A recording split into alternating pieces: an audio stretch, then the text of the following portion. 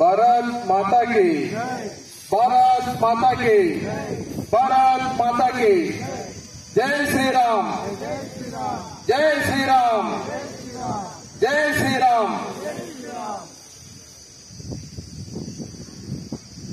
Bharatiya Janata party కుటుంబ సభ్యులు, పూర్వ అధ్యక్షులు, బంధుమిత్రులు, శ్రేయోభిలాషులు, కార్యకర్తలు విచ్చేసినటువంటి ప్రతి ఒక్కరికి పేరు పేరున కీర్తిశేషులు కోనంకి వెంకటనాయుడు గారి కుటుంబం తరఫున నేను మీ అందరికీ తల వంచి మీ యొక్క పాదాలకు నమస్కారం చేస్తున్నాను. ముందుగా అదేవిధంగా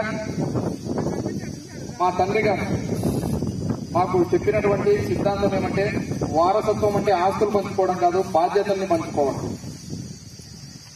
వారసులు ఎప్పుడూ కూడా ఆస్తుల మీద ఆలోచన చేస్తారు, కానీ గురువు ఎప్పుడు శిష్యుడికి బాధ్యతల గురించి నేర్పిస్తాడు.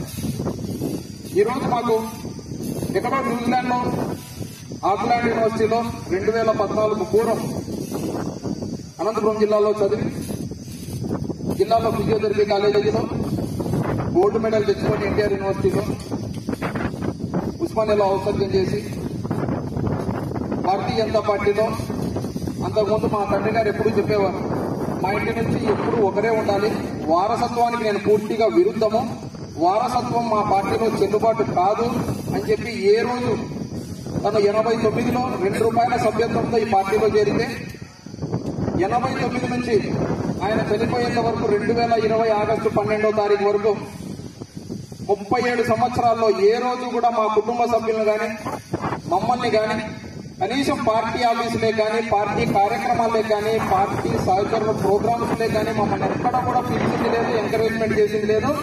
ఆ కమిట్మెంట్ ఉన్నది అంటే ఆయన వారసత్వానికి పూర్తిగా వ్యతిరేకత. ఎందుకంటే మాకు బాధ్యత చెప్పారు. ఆయన ఎప్పుడు చెప్పేవారు, రాజకీయాల్లో వారసత్వం కాదు, జవసత్వం ఉండాలి, capacity, calibre, contact, commitment, that is one and only party Bharatiya Janata party. అది ఉన్న వాళ్ళు ఎక్కడైనా సేల్ అవుతారు, ఏ ఫీల్డ్ లో అయినా, ఒక రాజకీయమే కాదు అని నమ్మినటువంటి సిద్ధాంతానికి తన సుదీర్ఘ ప్రయాణంలో అనేక మంది ఆ రోజు నుంచి, ఎందుకంటే ఈ రోజు ఉన్నటువంటి పుండ్రీకాక్ష రెడ్డి గారు పెద్దలు, పొత్తూరు వెంకటరమణప్ప గారు, తాలాకి కృష్ణమూర్తి గారు, నీలం మల్లపరెడ్డి గారు, అదేవిధంగా కదిరి పార్థసారథి అన్న గారు, విష్ణువర్ధన్ రెడ్డి అన్న గారు, ఇప్పుడున్నటువంటి సందిరెడ్డి శ్రీనివాసుల అధ్యక్షులు గారు,